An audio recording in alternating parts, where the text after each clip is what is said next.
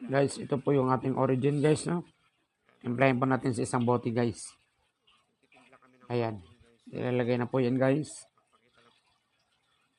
Itapatak natin sa isang bote. Yan guys. So, ganun lang po siya guys. Kaliit, no? One stick po yan guys. Ang kagandahan dito guys is ano na po siya guys. Crystallized na po yan guys. Ang kanyang powder, no? Sobrang liit na yan guys. Sobrang pinong-pino na yan guys. Yan guys, nakikita nyo guys, no? Usap po siyang nagdi-dissolve guys, no? And ito po yung origin natin guys ay kompleto po ito guys. Minerals.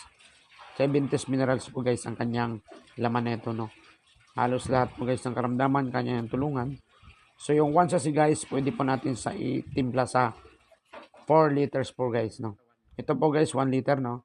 Mamaya hatiin natin sa 4. Ito na yung finish natin guys, 1 liter. Ito na yung finish natin guys. Hinati ko na sa 4 na bote. Natagawa 1 liter. Guys, ito na po yung ating 4 liters na finish guys, no?